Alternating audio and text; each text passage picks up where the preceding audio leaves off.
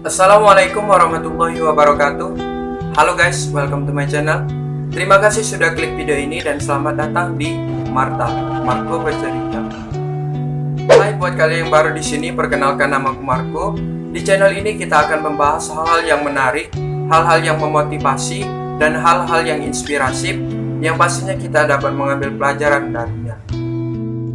Sebelumnya aku kasih tahu kepada kalian yang belum subscribe, silahkan subscribe di channel ini. Hidupin juga loncengnya supaya kalian tahu video-video apa saja yang akan aku upload.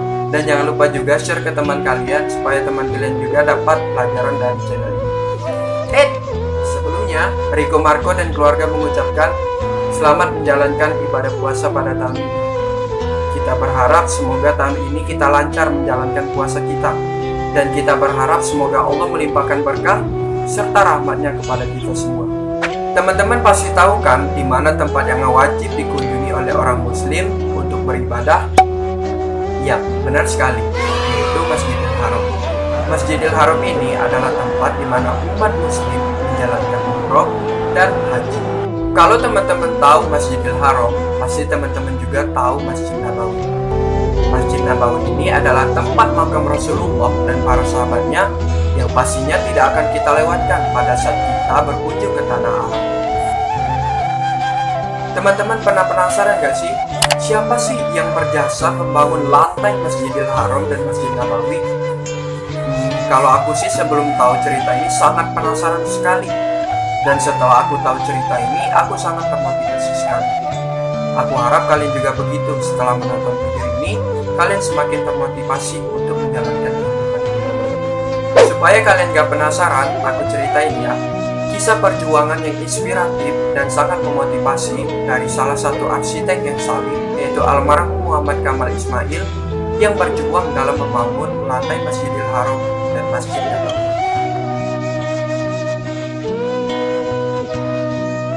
Ini dia pembahasannya.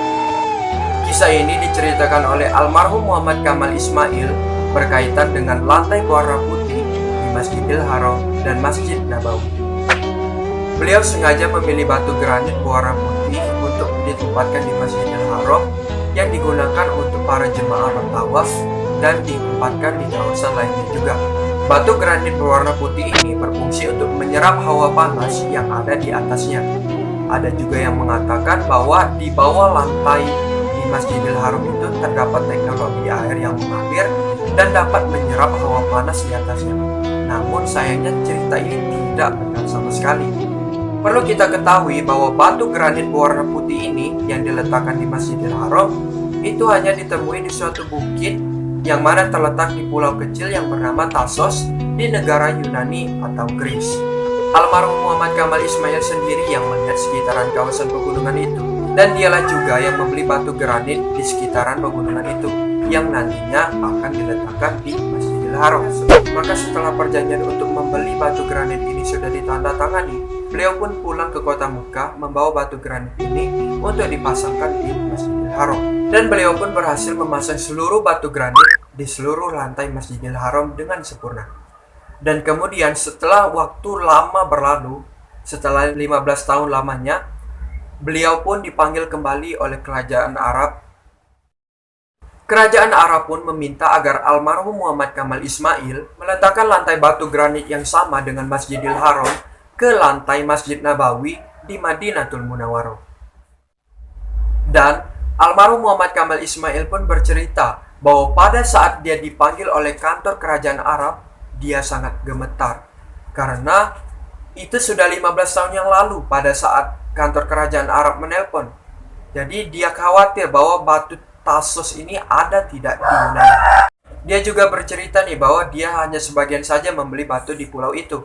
Dia nggak tahu nih sebagian batu yang lainnya masih ada atau tidak, atau sudah kejual. Akhirnya almarhum pun memutuskan untuk terbang ke Greece untuk membeli sebagian batu yang masih ada. Jadi dia datang lagi nih ke tempat dia membeli batu granit yang dulunya. Nah, pas sudah bertemu dengan sang pemilik batu granit, beliau bilang nih ke si pemilik bahwa dia ingin beli batu granit lagi untuk keperluan lantai Masjid Nabawi. Nah, pemilik batu granit Tassos itu pun mengatakan bahwa batu granit yang sebagiannya sudah dibeli 15 tahun yang lalu, selepas almarhum membelinya. Sontak setelah dia mendengar perkataan sang pemilik, almarhum bercerita bahwa dia tidak pernah sesedih dan semenangis pada saat waktu itu. Karena dia bilang dia tuh bakalan dapat apa yang dia mau. Tiba-tiba pada saat waktu itu, pas mau beli batu granit itu, dia nggak mendapatkannya. Setelah itu, beliau pun keluar dari kantor perusahaan batu granit Tarsus itu. Dan beliau langsung membooking tiket untuk pulang ke Tanah Arab. Tapi almarhum juga bercerita bahwa dia pernah bertanya kepada sekretaris perusahaan batu granit tersebut. Dia bertanya nih, siapa sih yang beli batu granit itu? Nah, sekretaris pun mengatakan bahwa mereka tidak tahu pasti nih siapa si pembelinya. Karena ini sudah 15 tahun yang lamanya. Jadi mereka agak susah untuk mencari si pembeli ini. Tapi almarhum tidak menyerah. Dia menyuruh pihak perusahaan untuk mencari siapa yang membeli batu granit sebagiannya. Dia juga memberikan alamat hotelnya dan nomor teleponnya. Dan dia juga berpesan kepada pihak perusahaan, kalau seandainya sudah ditemukan pembelinya, langsung kabarin ke dia. Karena dia katanya masih ada 1 hari lagi nih, waktu tinggal di Greece. Setelah meminta beberapa hal kepada sekretaris, dia pun langsung keluar ke kantor perusahaan. Dan dia berkata bahwa dia sangat merasa sedih pada saat keadaannya tersebut. Pada saat di mobil, dia penasaran nih, kenapa sih dia bisa bertanya seperti itu di sekretaris perusahaan? Tapi dia langsung berpikir bahwa nanti akan ada sesuatu yang Allah akan kasih tahu ke dia. Jadi dia nih guys langsung berpikir positif bahwa nanti akan ada miracle atau mukjizat yang nantinya akan datang ke dia. Bagaimana tidak guys? Keesokan harinya miracle pun terjadi, mukjizat pun terjadi. Beliau mendapatkan telepon dari pihak perusahaan sebelum beliau berangkat ke bandara untuk pulang ke Tanah Arab. Pihak perusahaan mengatakan bahwa mereka sudah menemukan siapa yang membeli batu tersebut dan mereka menyuruh agar almarhum segera ke perusahaan mereka. Mendengarkan kabar tersebut, beliau pun bergegas langsung datang ke kantor perusahaan tersebut. Sesampai di kantor perusahaan, beliau pun mendapatkan alamat pembelinya. Beliau kaget nih guys setelah mengetahui alamat si pembeli ini. Ternyata nih guys, si pembeli batu granit ini adalah perusahaan yang beralamat di Tanah Arab Saudi. Akhirnya, dia tidak menunda waktu lagi. Setelah dia sampai di Tanah Arab Saudi, dia pun bergegas menemui alamat si pembeli batu granit ini. Setelah sampai di alamat pembeli, almarhum pun bertanya kepada pemilik perusahaan, apa yang sudah mereka lakukan, yang sudah mereka buat dari batu granit ini, yang mereka beli 15 tahun yang lalu di Greece. Nah, pemilik perusahaan yang membeli batu Tarsus ini lupa dan tidak ingat. Akhirnya beliau pun menelpon pihak gudang untuk memastikan. Dan kabar gembiranya, batu tersebut masih ada guys. Dan tidak disentuh, tidak dibuat apa-apa pun sama sekali. Setelah itu pun almarhum Muhammad Kamal Ismail bercerita kepada sang pemilik perusahaan. Dari beliau diminta oleh kerajaan Arab Saudi untuk memasangkan di tanah Masjidil Haram sampai permintaan kedua setelah 15 tahun yang lamanya untuk memasangkan di lantai Masjid Nabawi. Dan dia berkata guys bahwa dia nangis terisak-isak pada saat dia menceritakan hal tersebut kepada sang pemilik perusahaan. Akhirnya setelah beliau menceritakan semuanya kepada sang pemilik perusahaan, beliau pun memberikan cek kosong kepada pemilik perusahaan. Beliau berpesan bahwa apapun, berapapun yang pihak pemilik perusahaan minta, dia akan bayar. Berapa saja. Mau itu 1 miliar atau berapa saja, dia akan bayar. Asalkan dia mendapatkan kembali batu granit itu.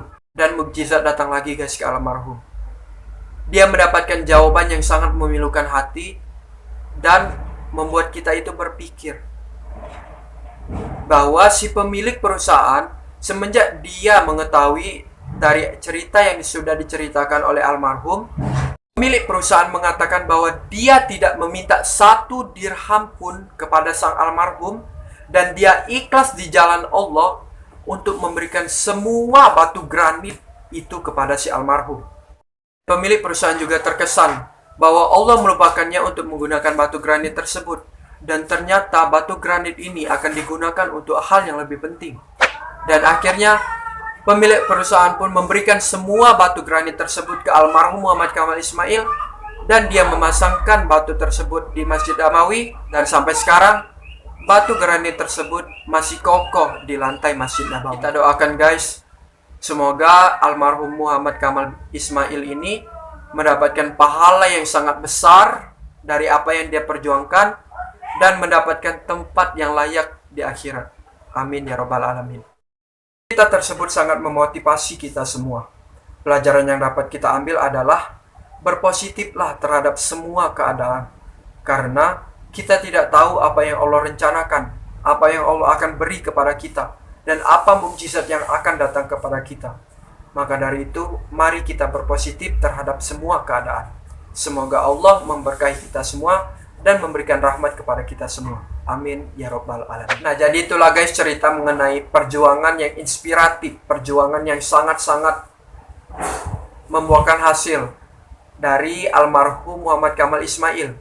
Semoga kita semua dapat mengambil pelajaran dan kita semua dapat berpikir untuk membenahi diri dari cerita yang sudah kita bahas tadi. Jangan lupa subscribe channel ini, komen juga di bawah, dan jangan lupa juga share ke teman kalian untuk mereka tahu juga cerita yang menginspirasi sangat ini. Dan kalian juga komen di bawah topik apa yang ingin kita bahas. Dan jangan lupa juga kalian follow Instagram aku ini. Kalian juga bisa DM di Instagram aku topik apa yang akan kita bahas. Terima kasih sudah menonton. Saya akhiri. Wassalamualaikum warahmatullahi wabarakatuh.